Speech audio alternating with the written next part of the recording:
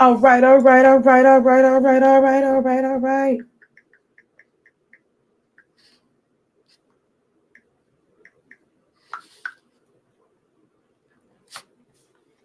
Okay, so let me get this all shared out.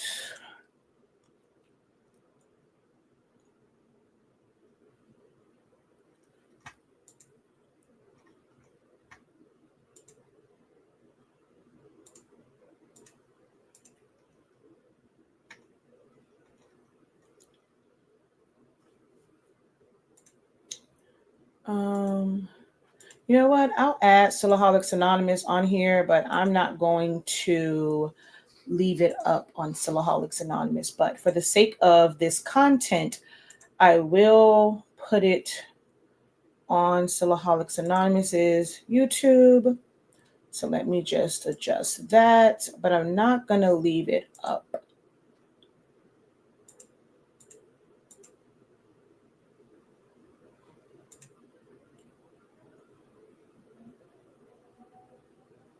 Oh, wow. I just got an announcement. It says happy anniversary on YouTube. You've given the world 9 years of videos. Oh, freaking wow. I didn't, whoa, that's kind of cool. Wow. That's pretty cool. I didn't realize, I think it's like December, maybe it was December 9th or something, somewhere in there, but I'm at my anniversary time for when I started Silaholics Anonymous. That's pretty cool. All right, let me go over here to Facebook, and that's cool. All right, so let's go here. Let's change our audience.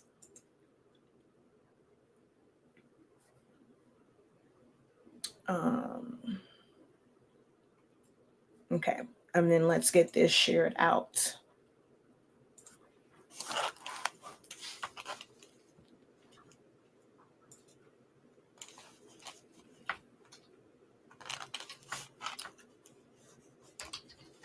How you guys doing?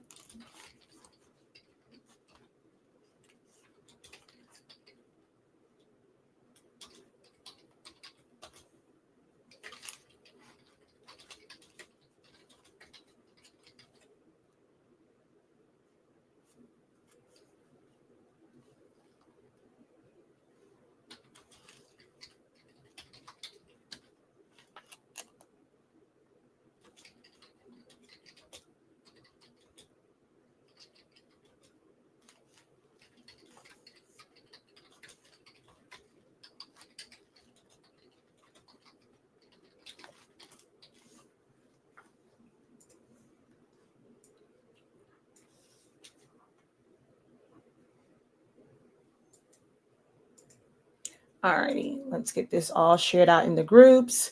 If you are watching the playback of this over on Honestly Speaking's YouTube channel, know that this is a live broadcast. So I do kind of wait to get people on. I go out and I share it out personally to make sure that we do have people on to actually consume the content. This is not a pre-recorded video where, it's already there. You just kind of jump on and we get into the topic. This is it's meant for me to speak to people in real time. So again, this is a live video. There will be, a bit of time before we get into the meat and potatoes of this broadcast and the purpose of this video, because I am sharing it out so that people can watch it in real time and be able to ask questions if needed. And it just has to build up the audience. So if you can bear with me, if you're watching the playback of this, you don't have to kind of sit through this part because I'm just sharing. You can actually jump ahead a little bit to where it looks like I might be like, addressing you and talking and all of that kind of good jazz. All right.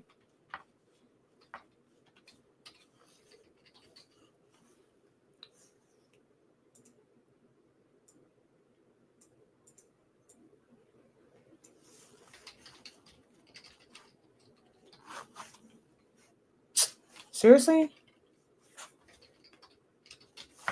Hopefully it didn't do that for that and tagged all of those people. I hope it didn't. I got to go back through and see if it did that.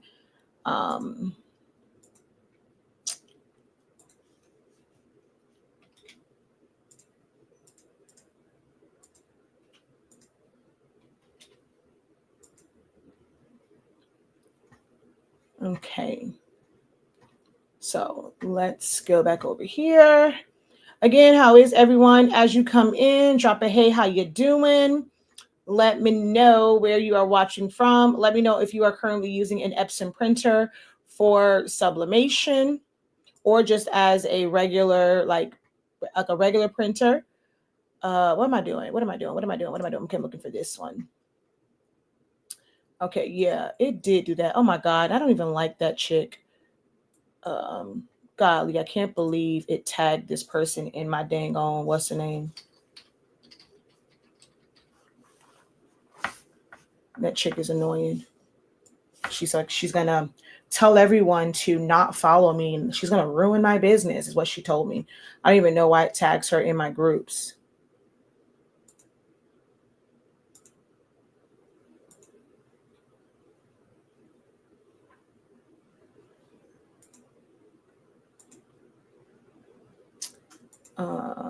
And I know she's not in my what's the name group, in my creative lounge group, not creative lounge, my student union group. So it should not have tagged her. Correct. Demon Relashi was still in my groups. Let's see. Oh, excuse me. Gotta take that gum out of my mouth because that's kind of rude. All righty. We are all shared out. Yep. Okay. Thank you, guys. Thank you. Hello. Welcome in. Incredible greetings, incredible pop them bottles. Hey. I'm great today. I am incredible. Hi, Jane. How are you? I'm using an Epson 2800 for sublimation. Hi from Texas. I'm using an Epson printer as a regular printer. I have a small format converted Epson printer. Okay. So let's just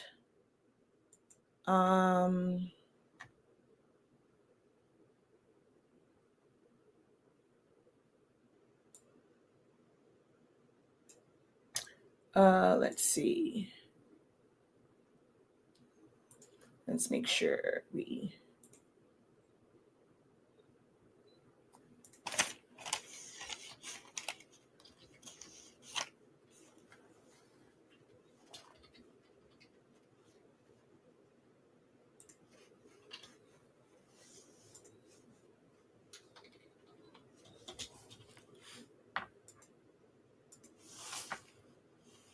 Okay, there we go. All shared out.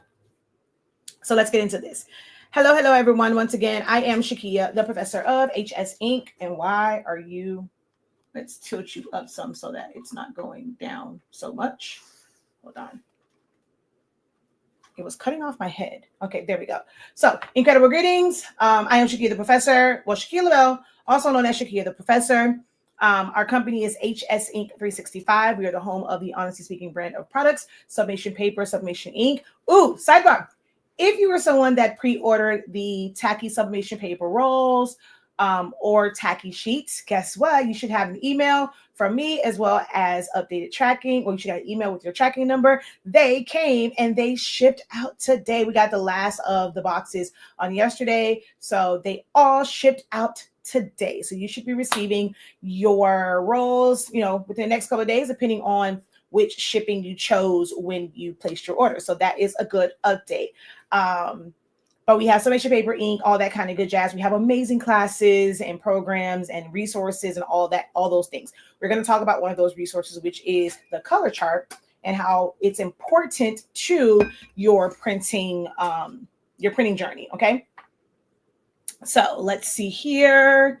Hello, I don't have a printer yet, trying to learn more about sublimation. You are in the right place. This is going to be one of the best videos. Make sure that you bookmark this. You're over on Facebook. I probably will not leave it up on Facebook, but you can go to the Honestly Speaking YouTube channel and see the playback of this video. Okay.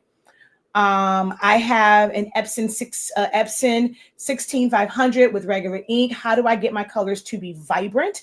And that's actually a really good printer. That's a Pigment ink printer. We can kind of maybe address that towards the end of this. I have two Epson Workforce 7210s, one Pigment, one Sublimation. But sadly, I will be trying to sell them because I don't have time to do anything anymore. Oh no. Prayers to you. And I mean, just as a caregiver, it can be a lot being a caregiver. So I will definitely keep you in my prayers. Let's see. Thanks for doing these videos. You are very welcome, Sam. All right, let's get right into this. There are a lot of, crafters, right, that get into sublimation. Like they're doing all sorts of other things. You may have gotten a silhouette cutting machine or a Cricut cutting machine, any type of cutting machines, right? Or you are hand cutting a lot of stuff, like just doing different crafts, making cards, making, like shirts with like HTV, cutting out vinyl, party favorite, whoever, whatever. Like there's a lot of different crafts. You're making bookmarks, you're making, notebook covers, you're making decals for cars, you're making like little custom stickers and all sorts of things you can do like creatively, right? When it comes to apparel, and even when it comes to like some tumblers and mugs and stuff, like people make like the ones for like brides, or you want to put someone's name. I still do a lot of mugs with adhesive vinyl. But when you're working with adhesive vinyl, you're working with heat transfer vinyl or HTV, you have to cut it. There's a lot of weeding and moving out like little parts. If it's a lot of color to it or like multiple colors and layers, you're having to do that. You're having to layer each color one at a time, one at a time, one at a time. For some people, they're like, okay, I want to craft, I want to create, but this is a bit much. Like there has to be, to them, they consider it to be an easier way.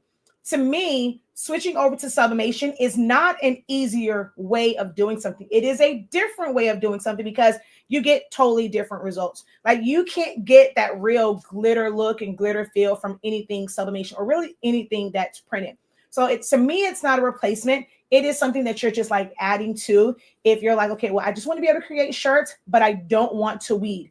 Now, if you were going to create your shirts and let's say you just had the word love and you were normally cutting that out with vinyl, weeding out everything, but now you're like, okay, I don't want to do that. I just want to make my love shirts, but I don't want to weed anything out.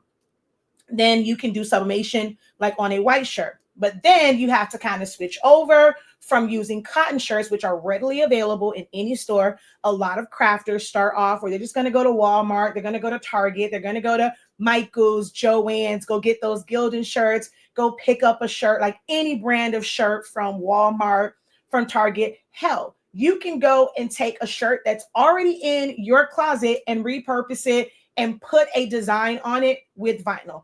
That's how I started. I wasn't really going out buying a lot of shirts.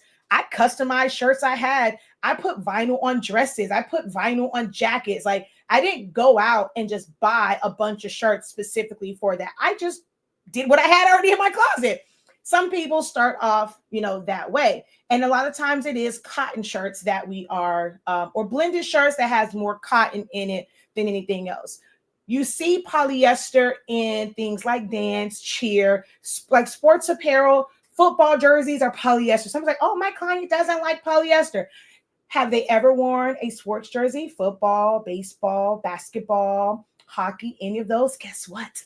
That's polyester. So when people say they don't like polyester, I'm like, I guarantee you probably have a lot of polyester. They think of like the old school polyester way, way back in the day. It's come a long way from when they first put polyester on the market. It's not this like rough, scratchy stuff, because if you don't know, polyester is nothing but plastic. It's man-made. It's recycled plastic. So when they first made it, it was kind of rough. It was really, everything was really, really shiny and stuff like that, but it's come a long way.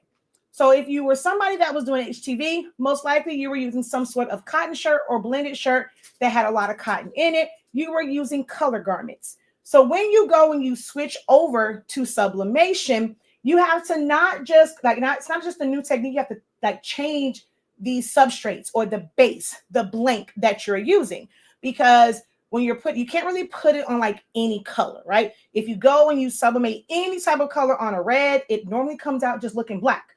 So white is the material, like the best material to use for sublimation, right?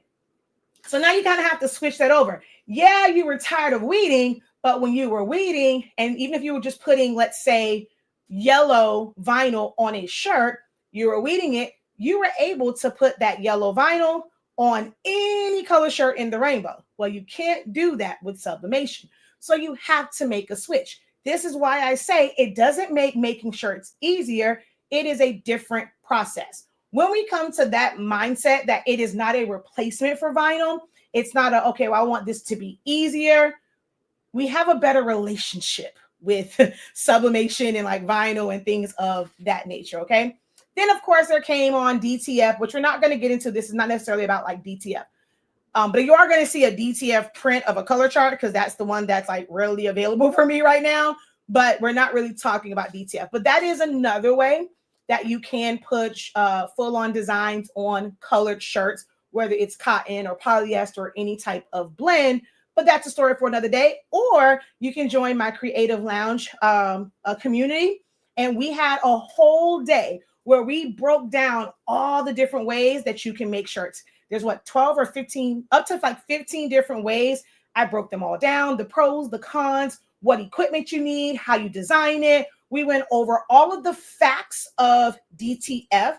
When you are having those issues with white being around the edges, I broke that down. I showed exactly why that's happening and how you can correct that. So if you have not already done so, visit learn.365 Creative Academy.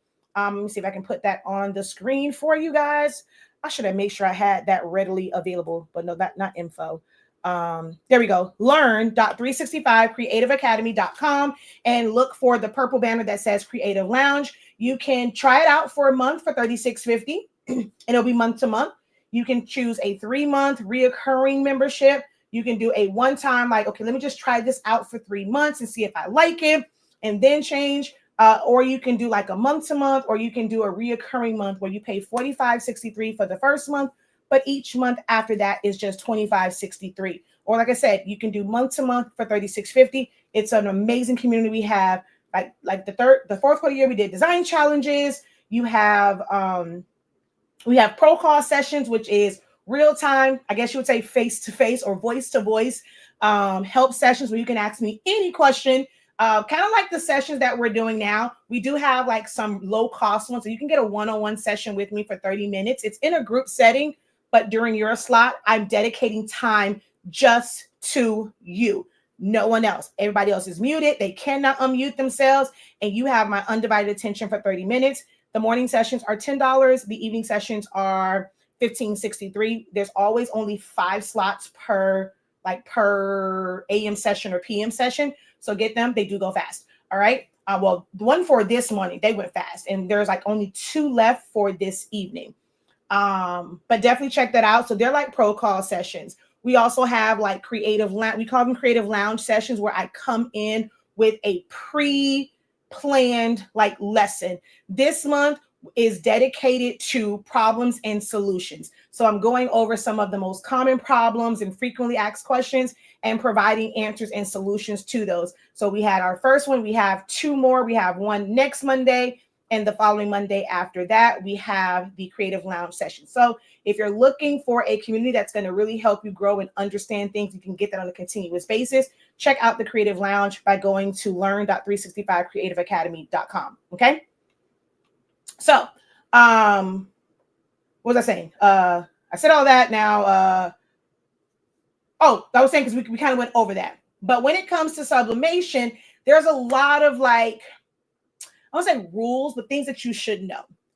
The average crafter, you're getting into this, they're not really trying to spend a lot of money on a printer. Like, let's just be real about it, right? We want to get in as a crafter. You don't know if it's going to make you money. And, you know, sometimes as a hobbyist, you're like, okay, I'm just doing this as a hobby. I don't know if I want to spend $600-$700 for a printer. even $1,000 for a printer. I just know I want to make some really cool, cute things, some pretty things, but I don't want to kind of invest that much money and I'm not going to see a return on it. That is the mind of most crafters. So they're looking for a way to do it at the least, like the lowest cost possible. So they end up going to Epson printers and doing what's called a conversion. No matter if it's an EcoTank printer or if it is a workforce printer, which is like a cartridge-based printer, or an expressions printer, or an artisan printer that uses cartridges, when you are putting sublimation ink in these printers, it is called a conversion, okay? Some people say, oh, I'm not converting my EcoTank. Yes, you are. You're putting a different ink in that printer than what came in the box, okay? So back in the day, when it was kind of coming up and, sublimation is not something that's new, but it is newer to like the at-home craft community. This is something that has been happening for decades, on the larger scale like of things. And it has been happening in home, but again, a lot of people did not want to spend $500, $600, $700 for like the Sawgrass printer that was 8.5 by only 8.5 inches wide. You have to spend like $500 for that one. Their 13-inch wide, or the one that gives you the ability to print 11 inches wide, is like $1,000 plus.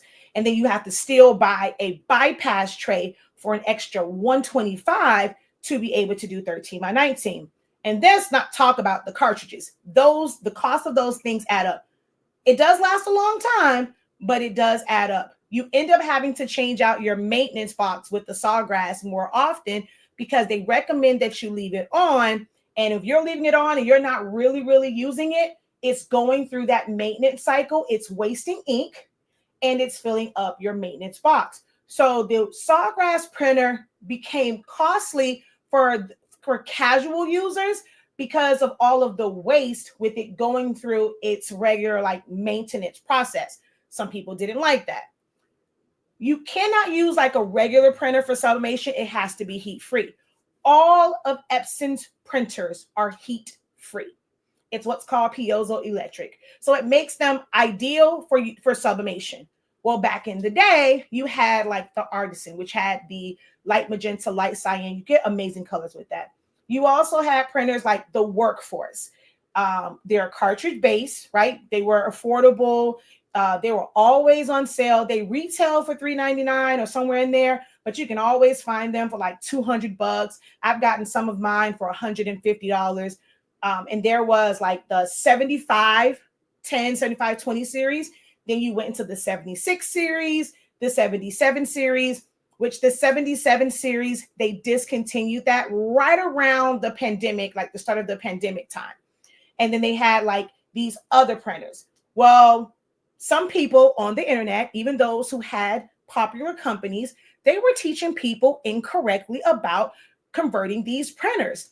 They were saying that, oh, you're going to convert it. You have to do 30,000 print head cleanings in order to get the colors going. But they just didn't know what they were doing. They did not prime, they didn't fill and prime the cartridges correctly. They left vent plugs in there and it was a total mess. So it gave people a bad taste in their mouth about converting a cartridge-based printer.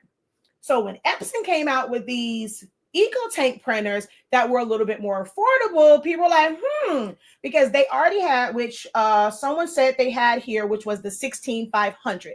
That was like one of their first EcoTank printers.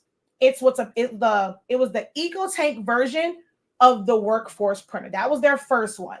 Then they came out with the ET 15000. That had a lot of issues, the first run of those. After the 15,000, they started to come out with smaller EcoTank printers for $150, $200, like $199 in there. This made it more appealing to the average crafters. Like, okay, I want to get into this. I like what I'm seeing, but I don't want to spend a lot of money.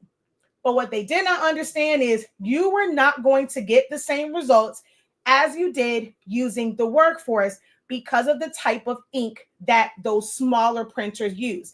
They didn't give you the same quality that they had in that $150 Workforce that uses cartridges. See, they gave you that printer at a more affordable price because they before like the whole conversion, they assumed that you would be buying cartridges over and over. Like for those who use them as regular printers, right? Epson was cool with that, just like any other printer. You keep buying cartridges, you keep buying cartridges. So that's where they would make their money at, is in the cartridges. But when there was this influx of people who are using these printers but not buying their cartridges, we got to figure something else out, is what Epson said basically. So they came out with these EcoTank printers. So they're going to charge you more for the printer and say you get 2 years of free ink, which is not really true. And they kind of lowered the quality of some of these printers, and they charge you more because you're going to come to them less often for ink refills. You go and you fill a printer up, an EcoTank printer up with ink, that can last you months. And even with continuous printing, that's going to last you a really, really, really long time. So you're not coming back to Epson because they're already advertising, if you're using this plain paper setting, 8.5 by 11 paper, we're not going to see you for ink for 2 years.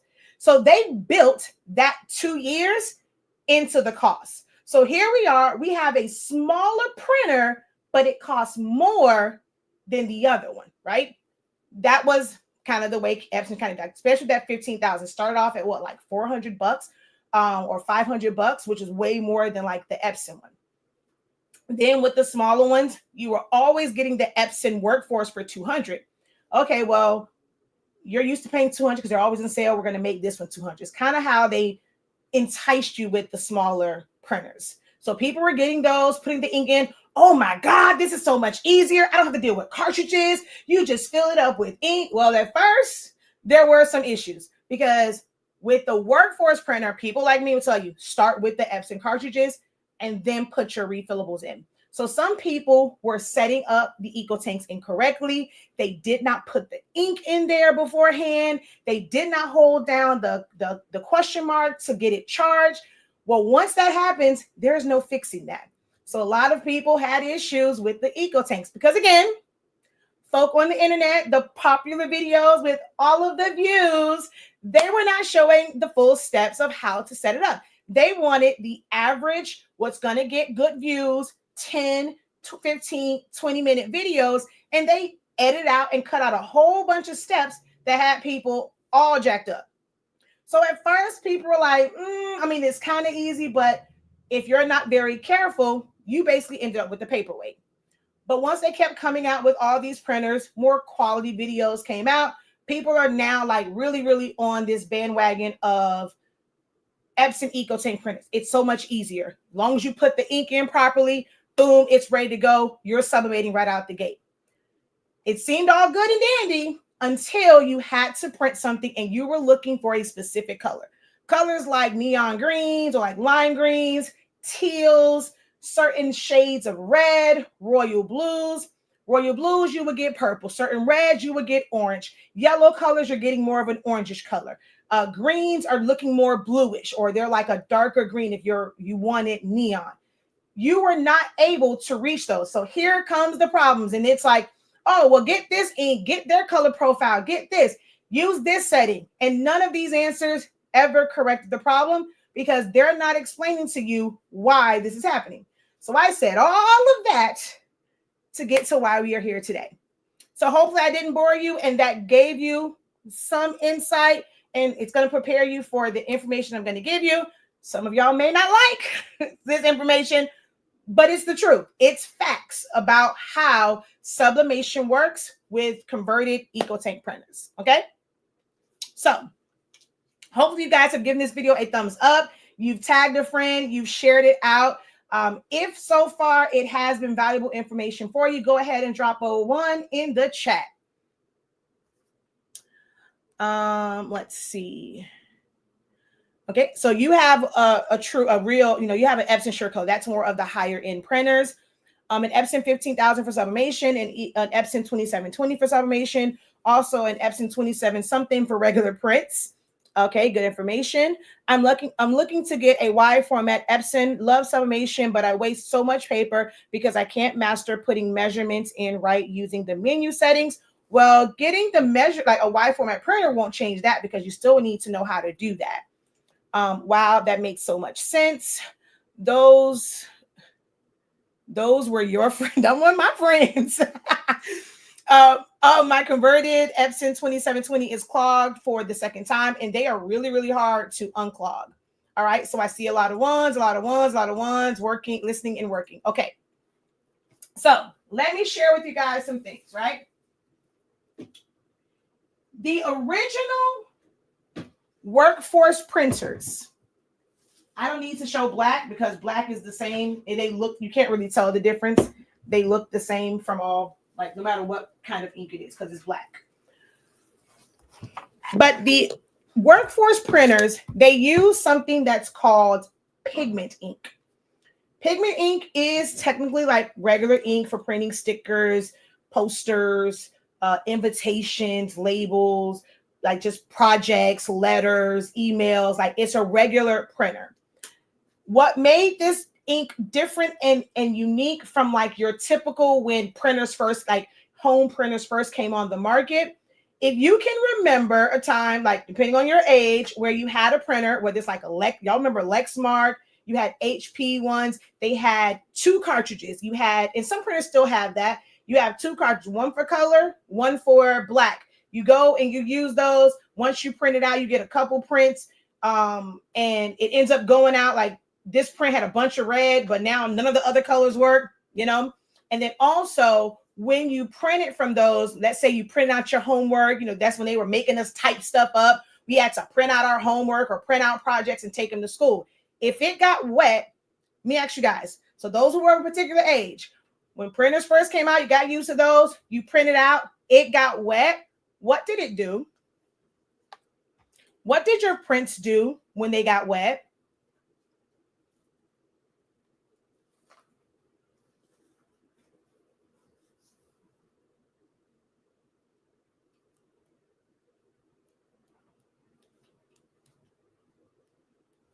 What did your prints do when they got wet back in the day?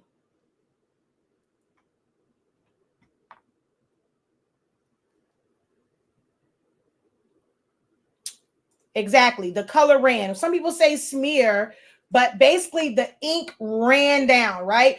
You go, you do all that work, it gets wet. It's like, oh my God, like all the ink is ruined.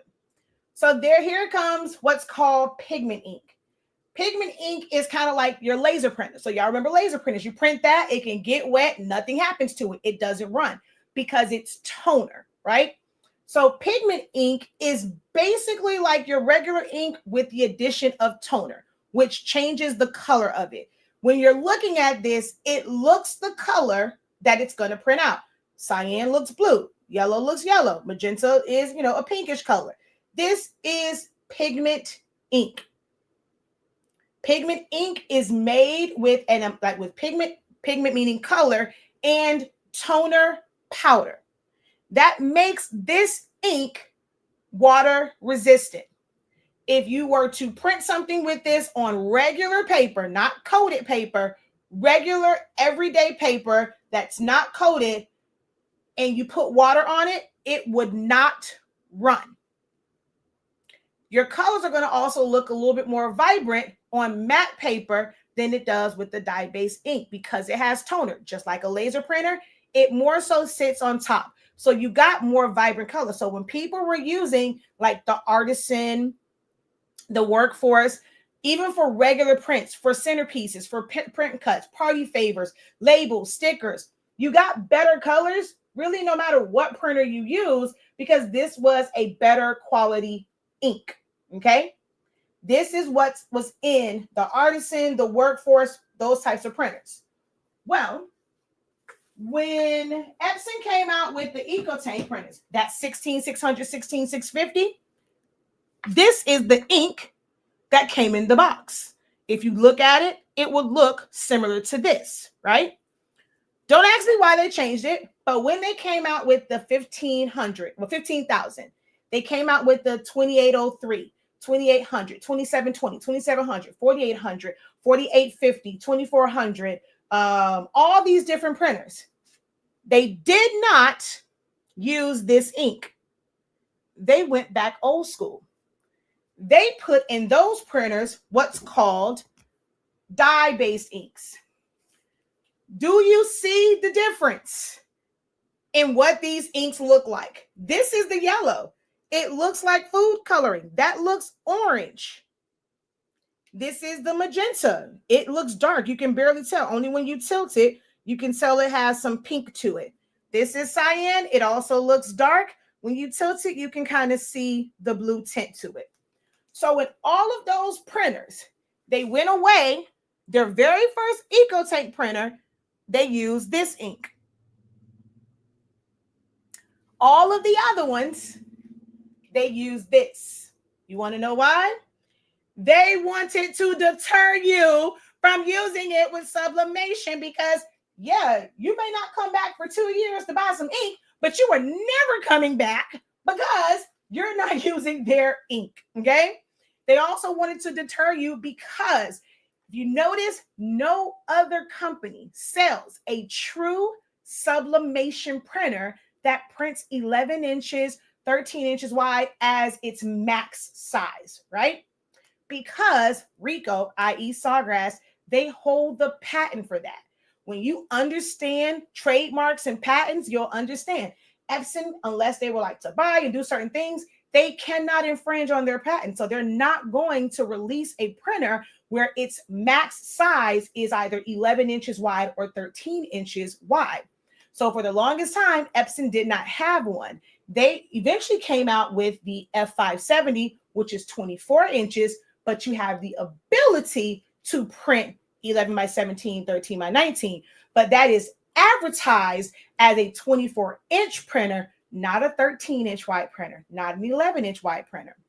So because of crafters going around and putting posts that says, oh, I have a 13-inch Epson sublimation printer, inadvertently, you are creating this buzz that Epson is infringing on the patent of Ricoh.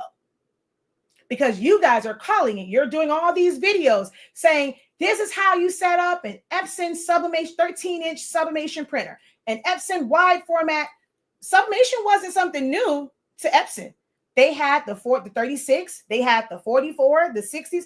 They've had big sublimation printers. They never had a desktop version because they could not technically have one. But when we're converting them and the colors are coming out similar to Sawgrass, Houston, we have a problem. By making their wide format ones like this,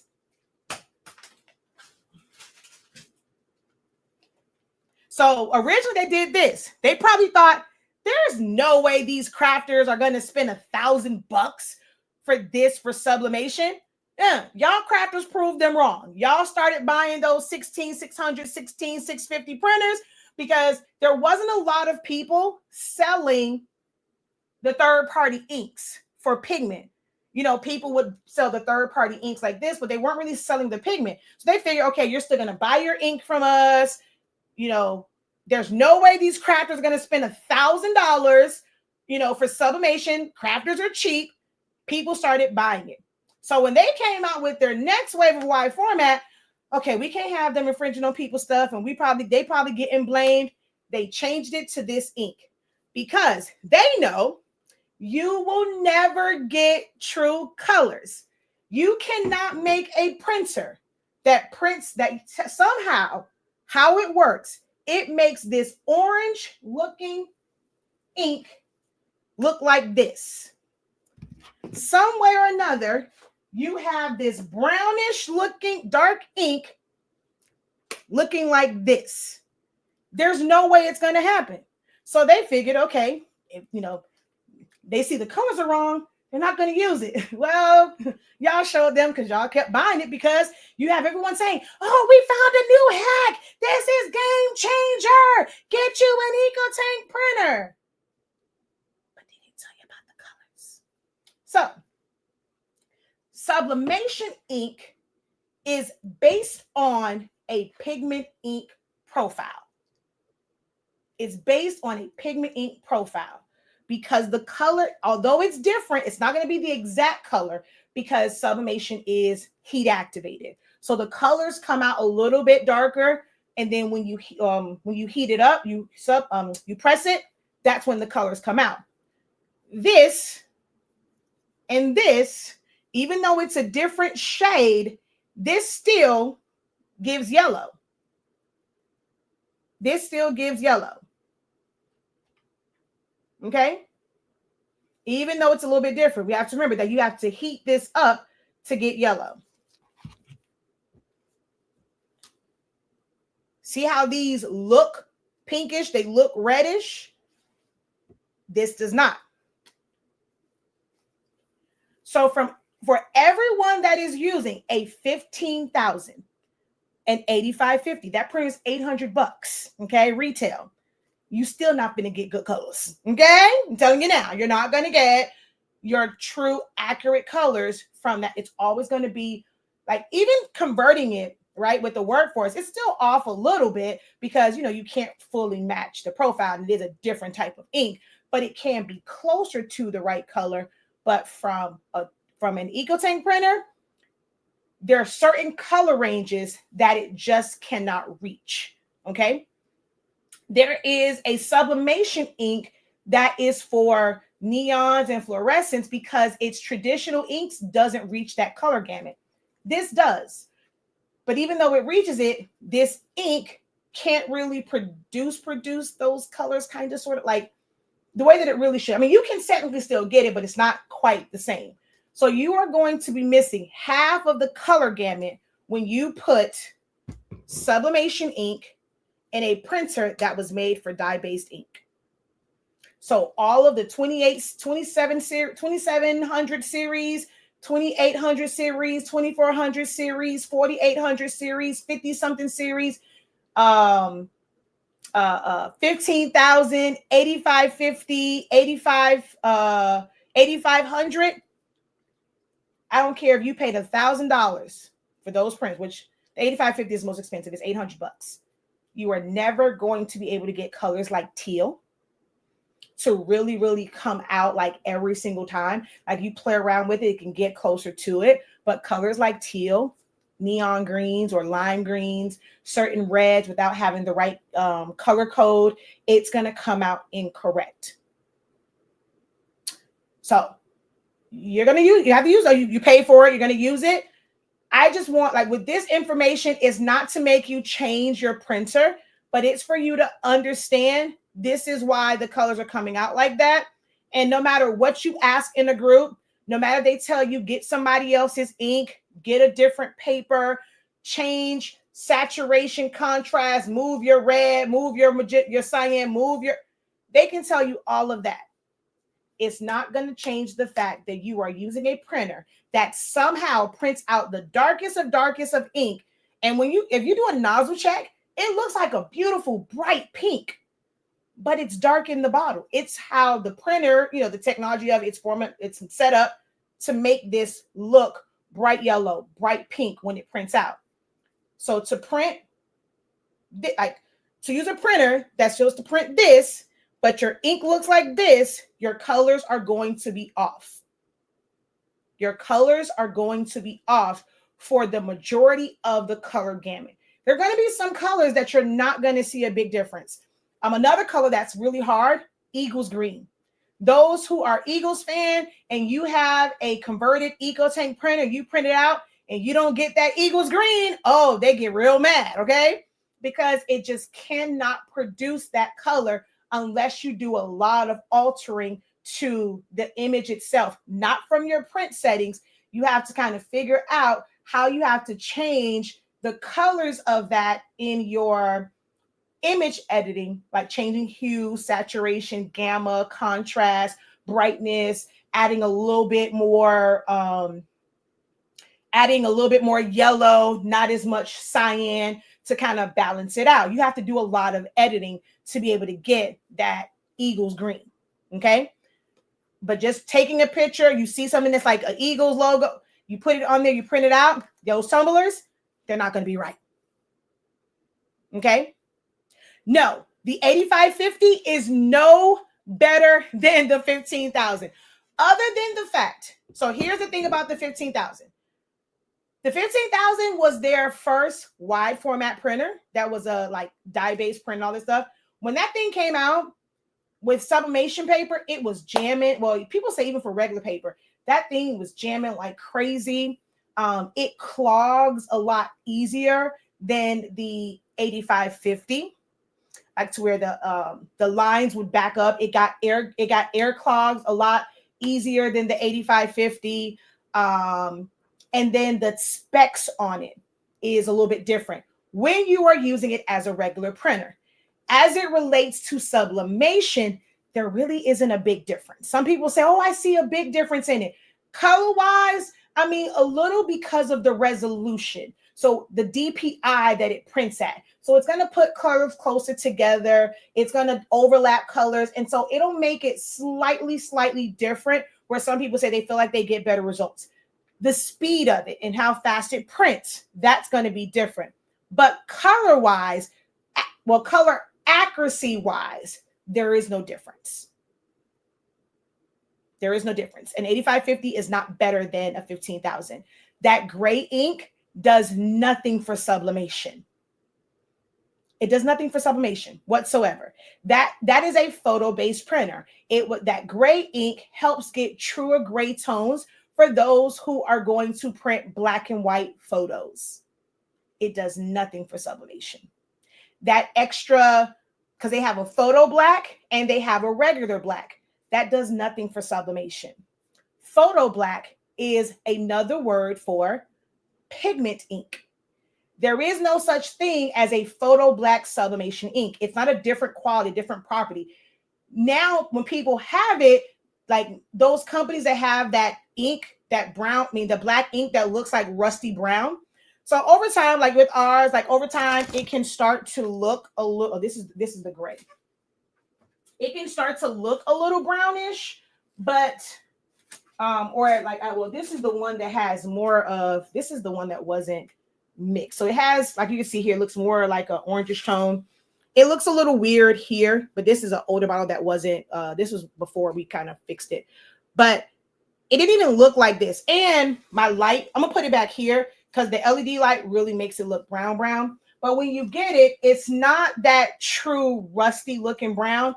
It's like over time, it does become like, just from light, it looks a darker brown. But when we first get these, they look black. And we have another one that we kind of mix. It's a special way we did ours. As I said, this is one of the originals. This is not the one that we fixed. But it's still not that, like this, even looking at it like that, right up close, that's still not the color of most of the sublimation brands. It looks rusty, doo-doo brown, right? So then when they have this photo black, it's this ink. It's the one that looks a little bit more black than it does brown in the bottle. But there is no such thing. So when we sell our set for the 8550, you do get a gray, okay?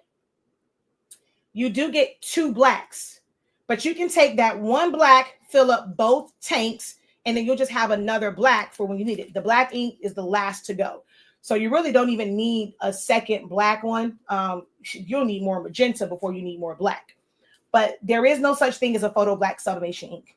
There's no color of that. Like photo black is not about a color. It's about a type of ink. The regular one is a dye-based ink that technically will run. The black is a photo ink, or the photo black is a pigment ink. Those are 2 different types of ink, not 2 different colors. Okay? All right. So let me see here. She says, look at the professor, you know your stuff. I mean, I try.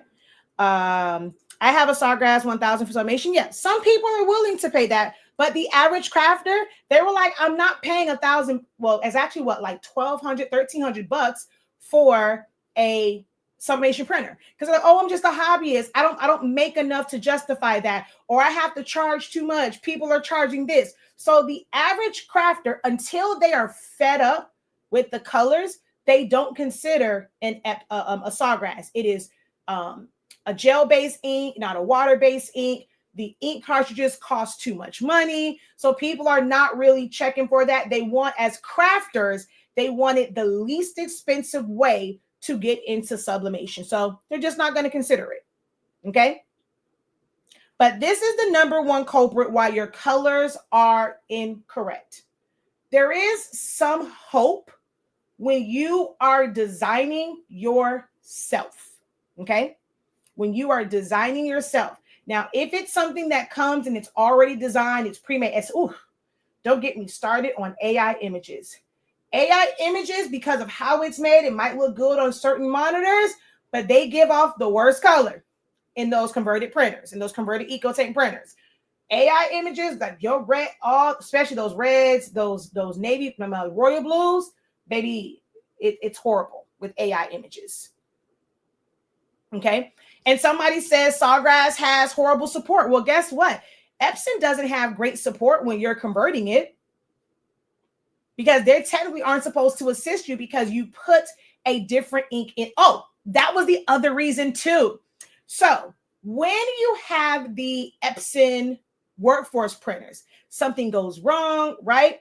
They can't tell what ink you have in there. There's no lines, there's no window, right?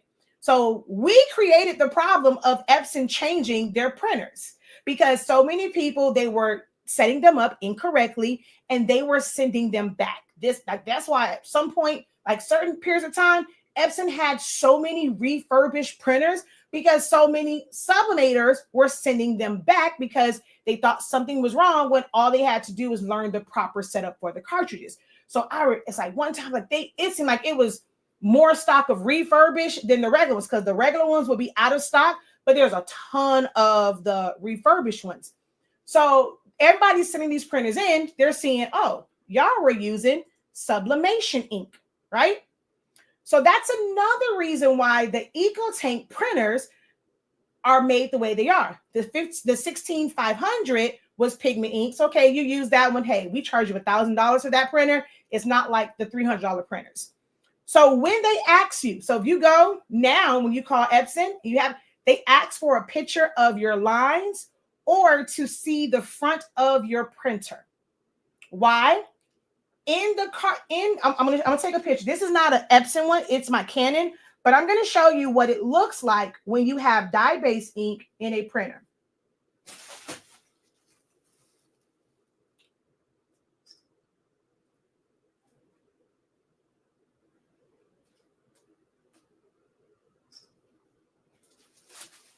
So when you have dye-based ink in a printer, you cannot tell what colors, which colors which. It looks dark. And even with the flash on it, you can kind of somewhat see a little bit of that orange, but it looks dark. So when they have you send them a picture of your lines and they see color, we cannot help you. You converted that. You're not using Epson ink in that printer because that printer is made for dye. They know that that ink is supposed to look dark. The moment they see color, they automatically know you have converted it. Epson was smart from their business standpoint. Now they're not getting a bunch of printers that it's like you're using it not how we intended for it to be used. You can't go and want us to fix it, blame us because you did not put our ink in that printer.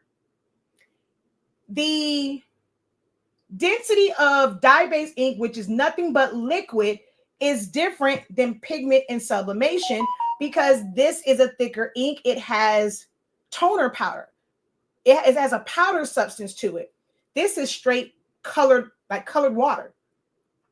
So putting something that's thicker in a printer that's meant to just basically print out, filter out water, you're going to get more clogs. You're going to have more issues.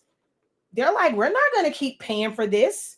So they made it where those printers use a thinner ink to deter you from using it with sublimation, because when you have issues, you cannot call us for support. We cannot walk you through this. We don't know why it's messing up. You're not using our product.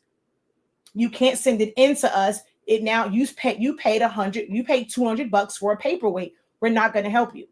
Go pay a print shop almost the same amount as that printer to get it fixed. We're not going to help you. We're not going to send you another one once you show us that you're using a different ink.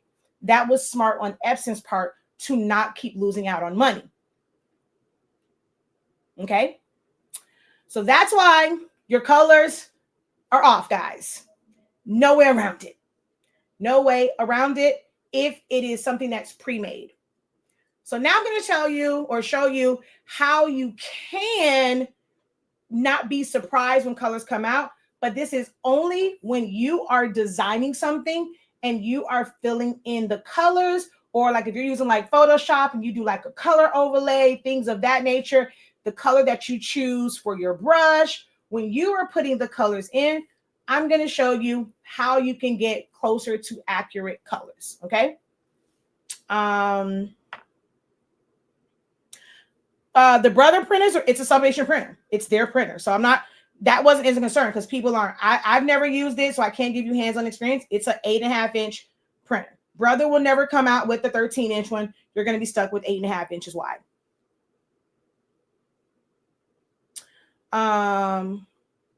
Who tells them? Well, if you have a workforce printer, they're not asking for it, but you don't have to tell them. When you tell them what printer you have and they ask for that picture, they know that you're not using their ink and they don't have to continue the call with you. Can you point me in the direction of troubleshooting the Workforce 7210? It really depends. I recommend, we have slots for one-on-one help because I would have to know exactly what's going on, what steps you have done, how long you've had your printer, how long have you been using it. For some people, it's as simple as getting a new cartridge.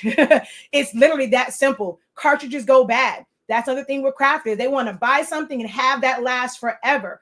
This cartridge-based printers were meant to have the cartridges rotated out. So when you have this cartridge that you've had for 6 months, a year, 2 years, using the same one over and over again, it's going to have issues. So depending on what your issue is, it might be as simple as changing out your cartridge. But I won't know that until I get all the details of what's going on. We do have, I think, 2 slots left for tonight. So if you would like to go to our website, shop.hsink365.com, scroll down to where it says personalized help, choose December 12th and one of the 2 slots that's open. I can literally walk you through. Now, I'm not going to say I will be able to fix it, but I can at least let you know if it can be, because right now you just don't know if it can or cannot be fixed. But I can get all the information and walk you through steps to try to kind of fix it and things of that nature. Okay, so what you can do is you can go to our website.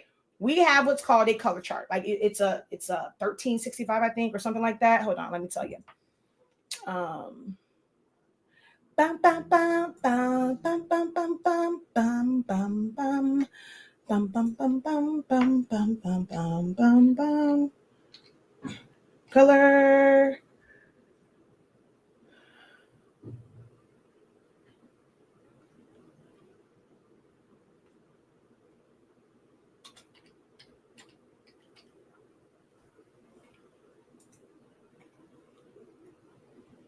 Yes, it is 1365 for the color chart, right? You have individual ones and you have like a full one. So what you can do is take that color chart. You're going to print it out. You can print out the individual charts on 8.5 inch by 11 or 8.5 by 14 inch paper, and you can sublimate that to felt sheets.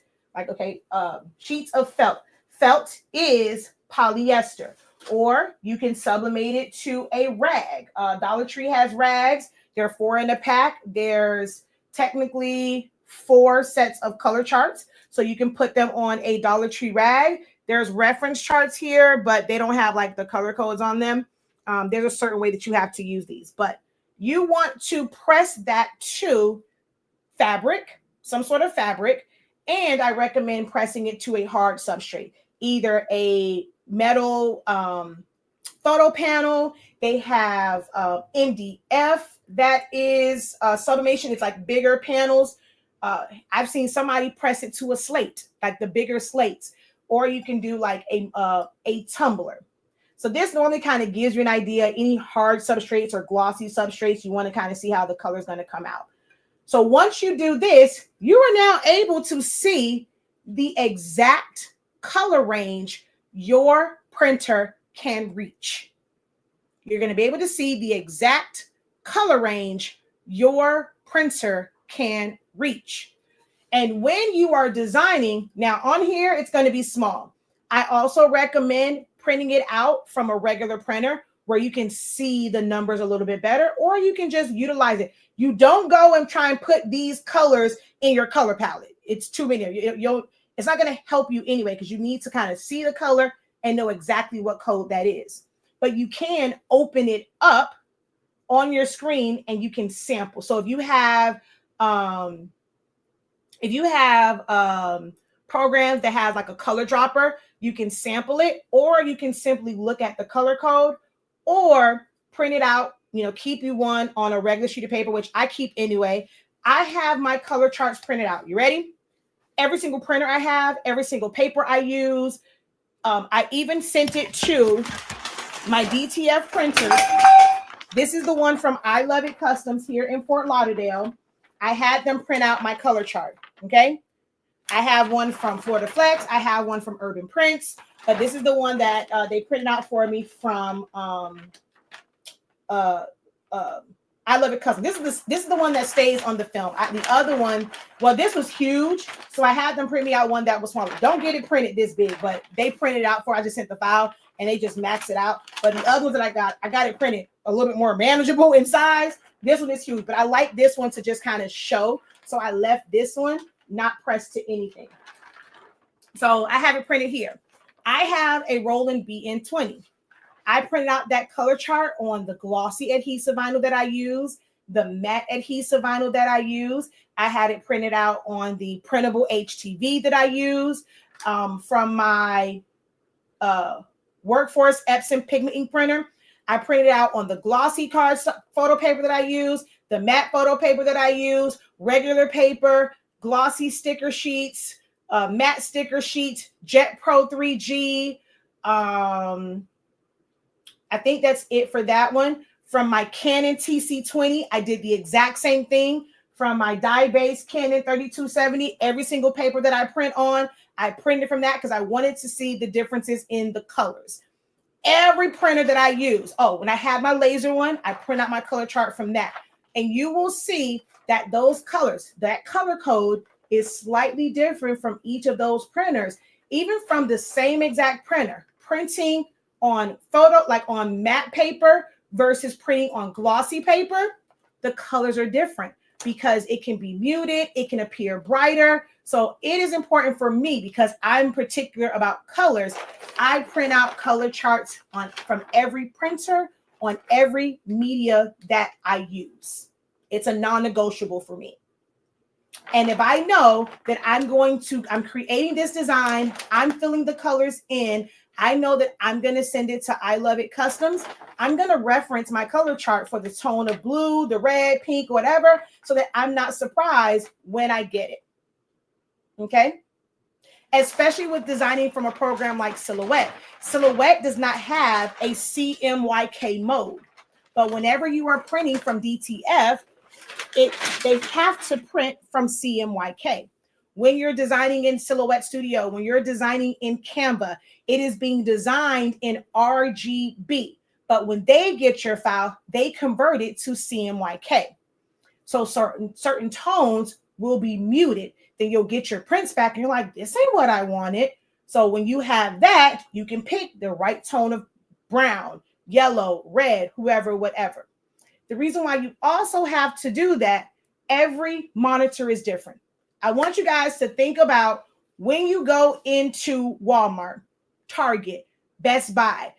You can show your age if you've ever been to Circuit City, and they have all these TVs on the wall. You have standard TVs, and then when HD TVs came in, and you have 4K TVs, all these different ones. You have LED TVs, you have TVs that have backlight to them. It can be showing the same exact loop of video. And it looks different on every last one of them. You can take a design, look at it on your laptop, your computer, then also look at that on your phone. If you have an updated phone, ask someone that has a different phone and for you to send that picture. Look at it on that one, right? You're going to notice that those colors look different from every last one of those devices because monitors have different qualities. I have two monitors, and although they are the same brand, It's something weird with it to where one shows color one way and the other one shows it different, like from programs like Photoshop. They're not the same, right? They're not the same at all. Everybody's eyes are different. All your monitors are different. So sometimes you're not even going to, like, if you're going off of, well, what I see on my monitor, it's not coming out like that. Well, you might have a cheap monitor. I'm sorry. You ain't got you the cheapest model because you just wanted something. People keep telling you, you don't need a lot of money to get started. You can start off real cheap. You can do da-da-da-da. Well, when that quality control kicks in, you're going to wish you spent a little bit more money, okay? They're all different. So it's going to look different. I have a picture that I took a picture of my laptop screen and my computer screen, and the colors were so different. I got to find that post somewhere and like pin it up somewhere, but the colors were different. So if I was going off of one versus the other, I'm going to be disappointed when it comes out. But when you go and you print out that color chart, it is telling you no matter what it looks like on the screen. Your screen could be set to black and white, but you go and you print out something color from that screen that's black and white, not the print setting, but your screen went black and white. Guess what? It's still going to come out color on that printer. So when you print out color charts or you print out just some sort of reference from that printer, you know how that printer is going to print out on that media. For sublimation, I didn't go for sublimation. For sublimation, the other thing that I have it on is not just fabric, like a fabric. I have it on colored fabric. So when it got felt, I pressed my color charts to felt. I have a video on that on Honestly Speaking's YouTube channel. I also printed it out on, so y'all don't think I'm lying to y'all. I promise you, my business ain't called Honestly Speaking for no reason. I'm going to show you, child. I'm going to show you. I'm going to show you. I'm going to show you.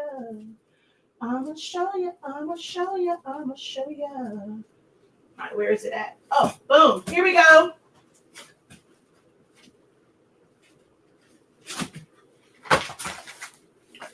My glitter cardstock, my glitter HTV. Because I do things like print to glitter for all sorts of things, whatever, I have it on because I don't have to do glitter cards. HTV, that's more expensive. I got some glitter cardstock. The white glitter cardstock, where it's like a iridescent. I printed out on that. And I told y'all, I printed it out from my Roland. What does that say? Aurajet. That's the color chart. And then this is, actually, I think these are the ones that probably came from, I don't know if these are the ones from mine or these are the ones from, what's that company? Ace Printing. But let me show you. Let me see. Let me find the matching one to this.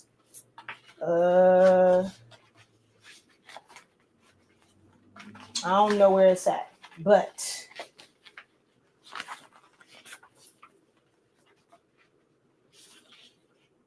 okay, this is glossy. This is matte. Even though they're not the same, they would, like, you can just tell. Actually, no, that's not the same one. Wait, is it? No, it's not the same. Okay, but this one is. This is the matte one. This is the glossy one. And you're going to have some tones that are slightly different. If you look at like that second row here, they look much brighter than here. It looks muted on the matte and it's super, super vibrant on the glossy. It's different. Each media shows it differently. It's technically the same color, but the media makes it look different. Okay.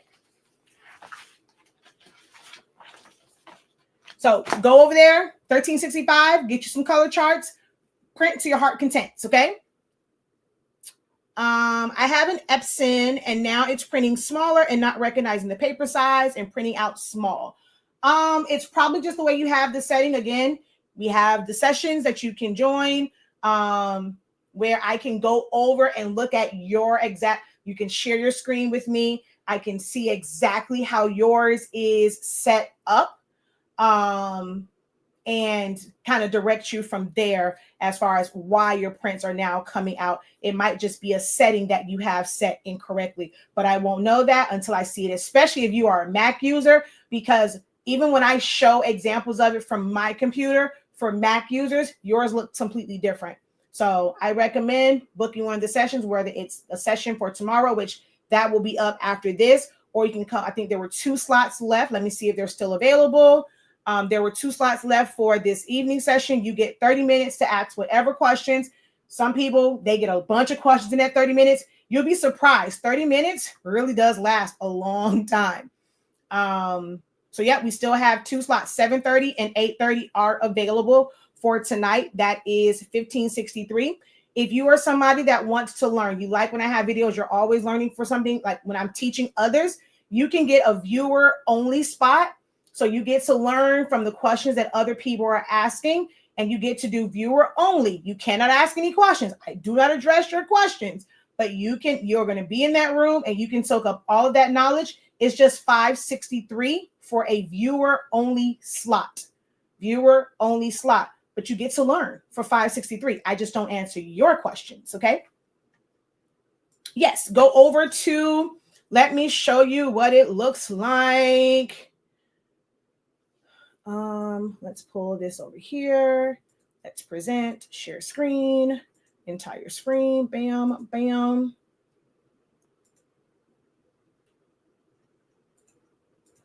Okay, so from our main, like from the main page, when you go to the website, you're going to scroll down.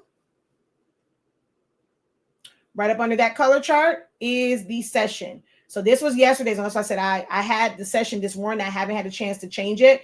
And I'm going to end up having the ones for tomorrow up. So you have to wait to see the one for December 13th.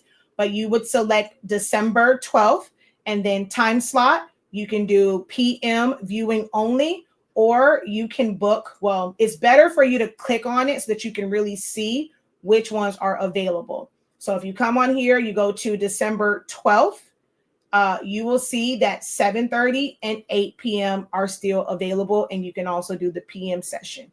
So choose one of those, and then you would book that, and you'll get a digital download with the PDF that looks just like this. You'll click where it says join Zoom, and it will give you, you'll be able to join the Zoom session. If you want to ask questions, it's literally just your time. Yes, there are others in the room, but they are muted. They cannot unmute, even if they put anything in the chat. Sometimes I will go over, if time, if I have like a little extra time, I'll answer some of the questions that might have been posted in the chat, like one per like I won't say one per person, but like anytime like there's like, a few of them, a few extras, but everybody's turned off. It's just me and you. I pretend like they're not even in the room, and you can ask as many questions as you want. We even have some people where they emailed me their questions ahead of time to make sure, like, look, I want to get the most out of this. So if I can pre-send these and it cuts down on time trying to like figure out all this stuff, I can pack in as many questions. Someone, she sent her questions, she got through those, and she had time to ask even more questions on top of that. So it's a good, that 30 minutes is actually longer than what people think.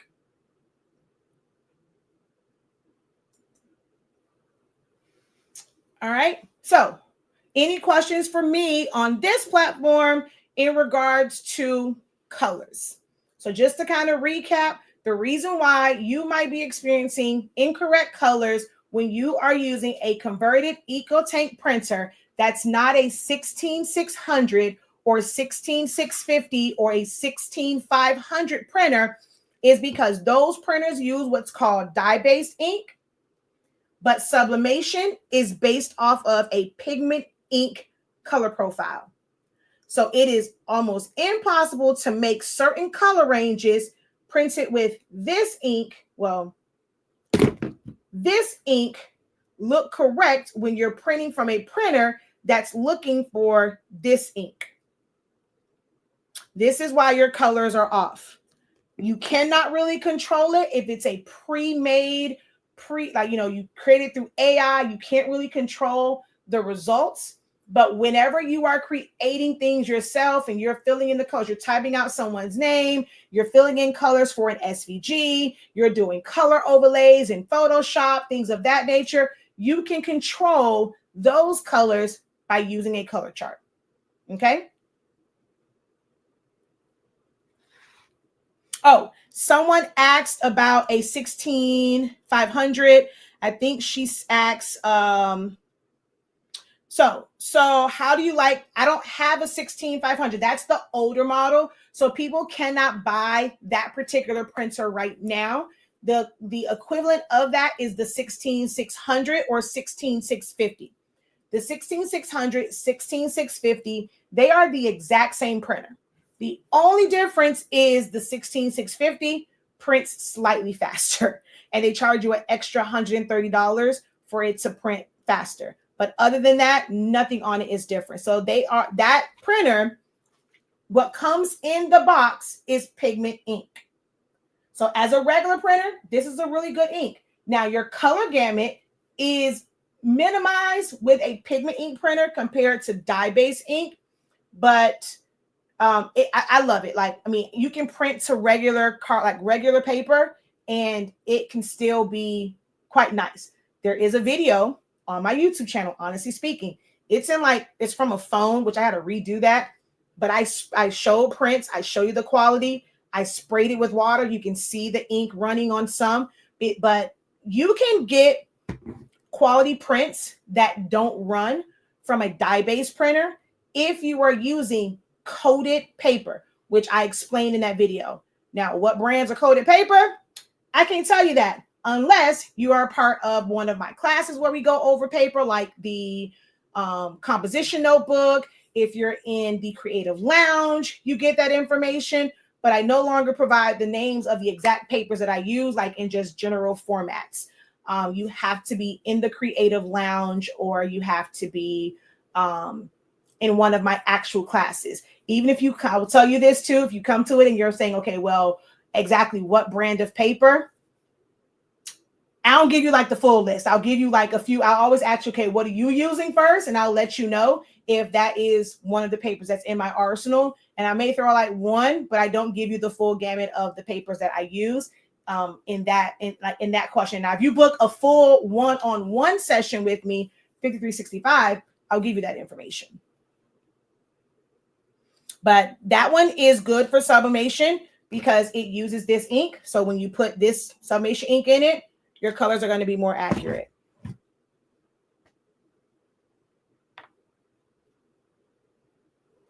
Do you have a color chart? Just put your Pigment ink in my Workforce 7210. So the 7210 is a Pigment ink printer. If you are using that as a regular printer and you are using the Epson cartridges, that's already Pigment ink. So what you can do is use a third-party system that's going to help you save on ink. We don't have any 252 cartridges in stock. If you already have refillable cartridges, yes, you can buy our Pigment ink, but we don't have any cartridges in stock. Actually, no. For Pigment ink, we do, because we have some pre-filled setups with Pigment ink. So if you want Pigment ink, you can get our cartridges because we have some quick start kits. Quick start kits, not the bundle, quick start kits. So we have quite a few that are still they're already filled with Pigment ink. So I stand corrected. If you want to use the 7210 with our ink, we do have that, and then you'll just get the kit with like more ink in it. But yes, you can use our ink with your 7210 if you're using it as a regular Pigment ink printer and you were buying Epson cartridges. You're gonna save money on your ink replacement.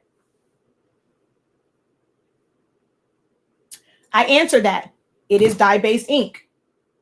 Every printer here, when I say every printer, don't matter. You can throw any model number. I don't care if that printer is $100, if it's $800, if it's $900, because there's some that's like a smaller one. It's like a tower. It's like $800. It's like an 8.5-inch printer. If it is not the numbers 16600, 16650, it is dye-based ink for black, cyan, magenta, yellow, and gray. And then the photo black is Pigment. The photo black is the only Pigment ink. So any printer that is not 16600, 16650, it is dye-based ink. No matter the number, no matter how much you paid for it.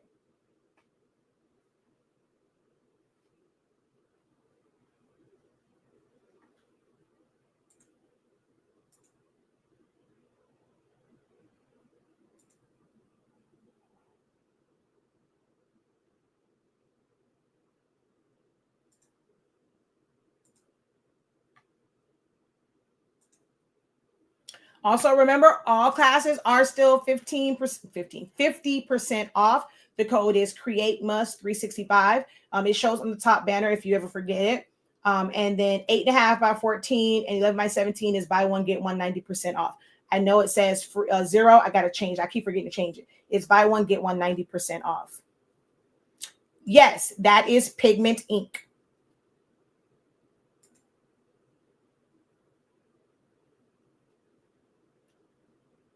So it's not that it's better. Okay, I'm going to show you.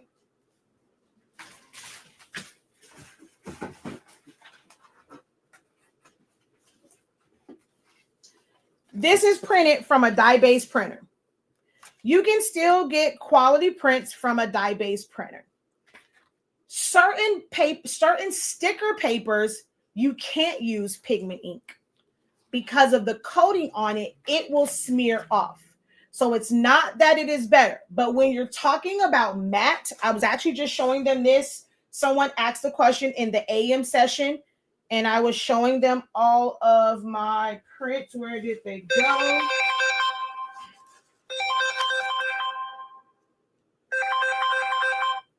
Oh, shoot, I didn't mean to hang that up. I think that was the doctor for Zayn Imani. Shoot. Hold on, y'all.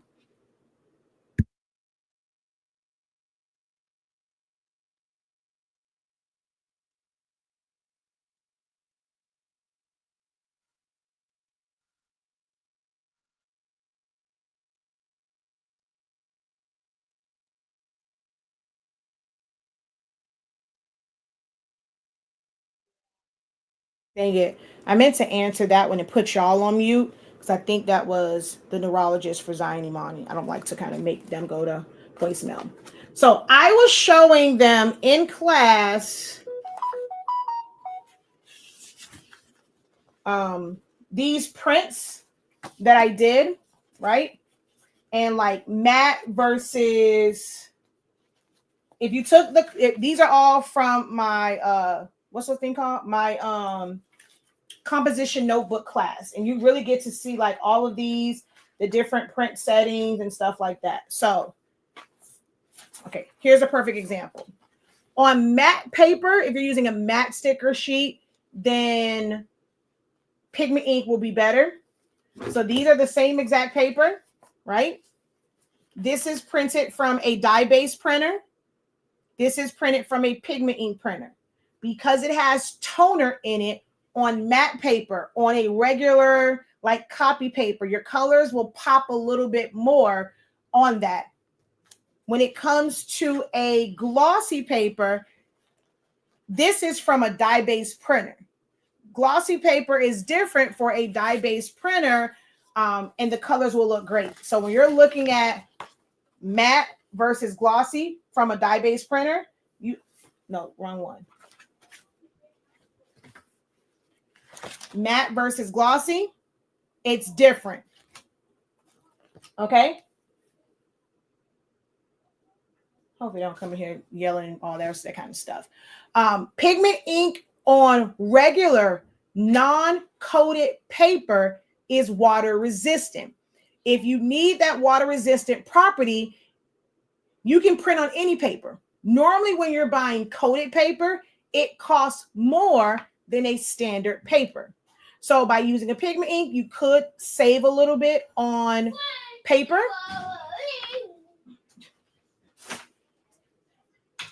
You can save a little bit on paper, like, you know, I know, like I have trained a lot of, or helped like a lot of sticker, like people who do like sticker sheets and stuff like that.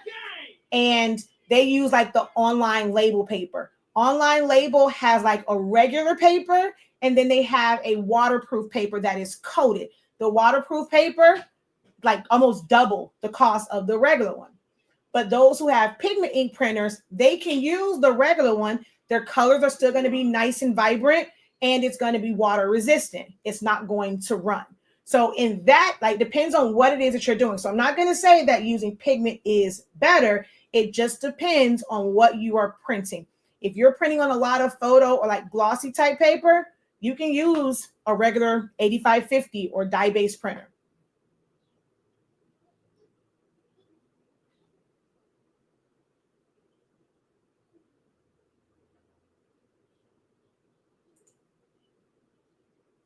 Okay.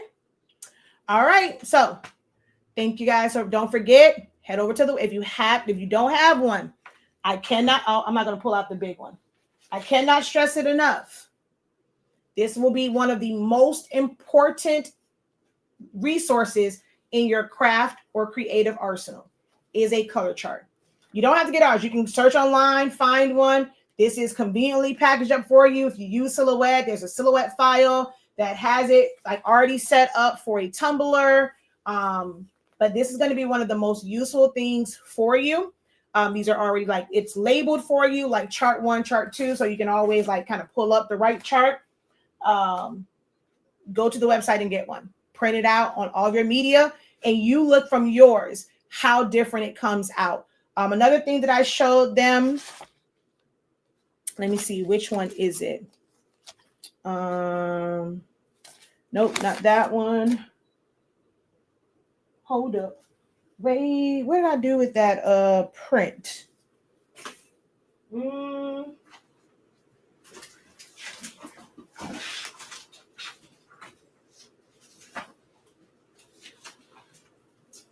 Dang it. Is this one?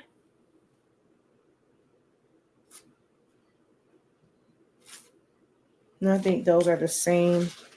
Let me see. Okay. This one, you can tell the difference. Same exact paper. The only difference is a print setting, right? So I like the one with the ship. It's a little bit easier to tell. But if you look here, if you look at Minnie Mouse's face, one looks paler than the other. You look at Goofy and look at his face. This one is pale. This one is a bit brighter. Look at the yellow of Donald's beak. It's a little bit different. The yellow here, these two yellows look different. This one looks brighter. This one looks darker. So even something like a print setting can change how colors look. So it's important to test out different print settings. The problem is most crafters either don't know how to properly test it or they just don't want to take the time. But for me, I'm always testing. I print out on everything. I have a strategic set of images that I use and I print so that I can analyze colors because I'm a colorist. I like my colors to be right, as close to being as right as possible.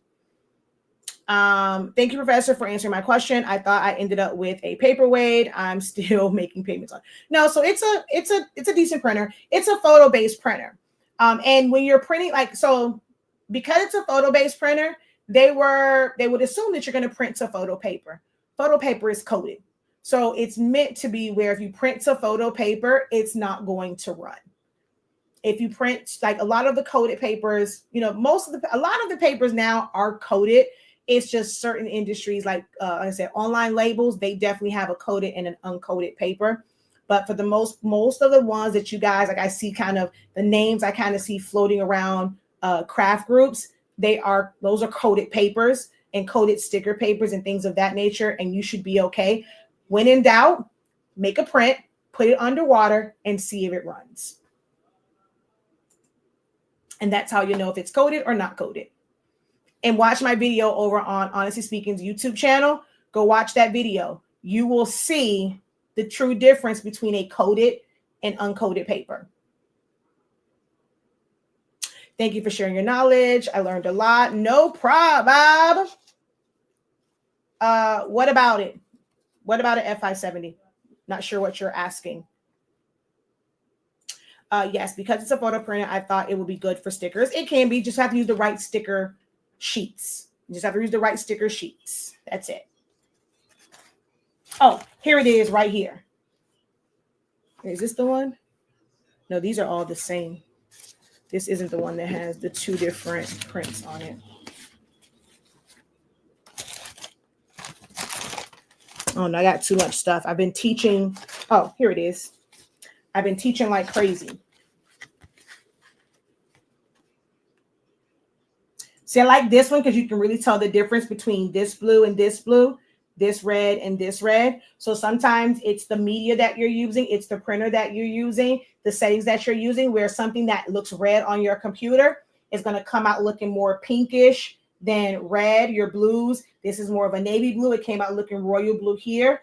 It will be because of the media you're using, the printer you're using, i.e. the ink that you're using, and the setting. These came from the exact same printer, but one was with a glossy setting, one was with the photo matte setting.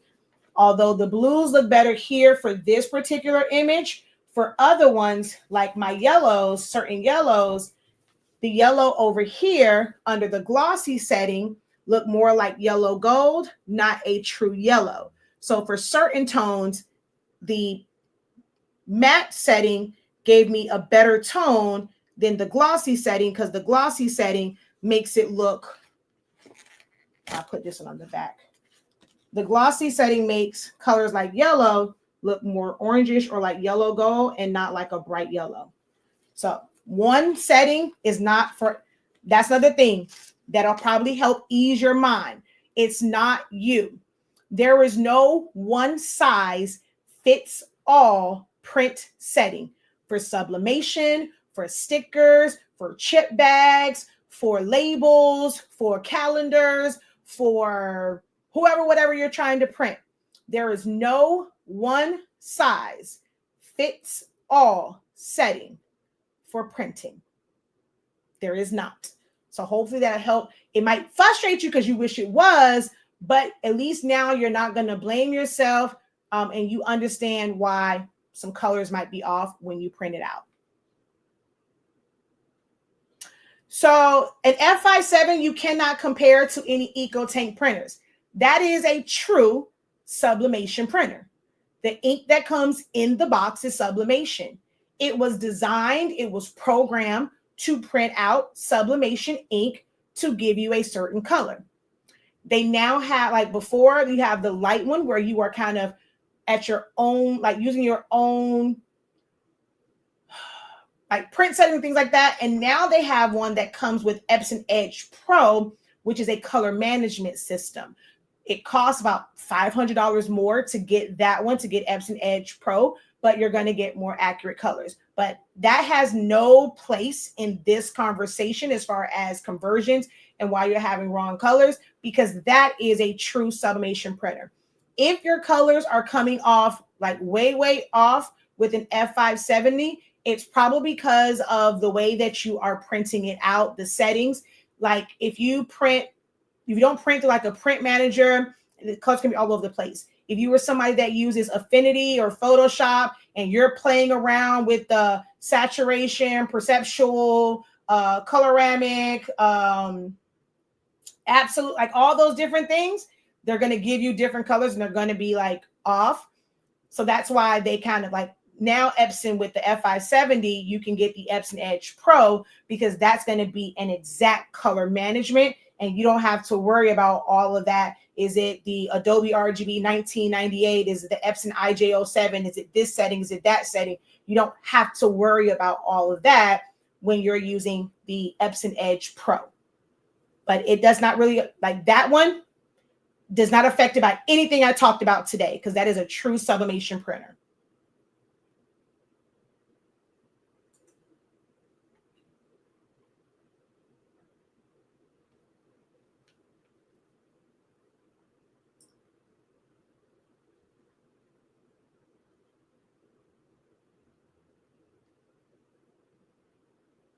Oh man, Rolling Loud is this weekend. We are about to have major traffic. I am not going outside. I did not know Rolling Loud was this weekend. Oh my goodness. No problem. All right, y'all. I will again, if you would, we had a lot. When I tell you this morning, the playback for this morning session will be available for purchase. There were a lot of great questions, some design things within Silhouette, some printer type questions. Someone asked about the differences between like Shopify, Etsy. I kind of broke that down. A lot of great information in this morning's session, which the playback will be available for purchase. These sessions do not come with playbacks. They're not like my regular classes. My regular classes, they all come with unlimited playbacks, but these are very discounted. My hourly rate for stuff is way more than $10. So it comes out to like $20, like, for 30, it's 30-minute sessions an hour. So I'm basically making just $20 an hour. My hourly rate is way more than that. But this is a way for me to be able to give back, help, answer questions. A lot of times you don't get someone where they're answering your questions for such a small fee. If it's in the evening, it's a little bit more of a, inconvenience on my family life. So it is $15.63 for the evening sessions. Take advantage of them. When there's free time within my schedule, just check the website and they will be up. I will be creating like a email list so that you can always get updates on when slots become available. Eventually I'll have it to where I'll probably put out like a week or 2 weeks of slots, probably just a week of slots, and I'll send out the email, hey, slots are open, go on and book it. So be on the lookout for that. Until next time, guys, have a great one. Continue to unlock your creativity, be incredible, and visit shop.hsinc365.com. Peace. I say be incredible, be incredible. Peace.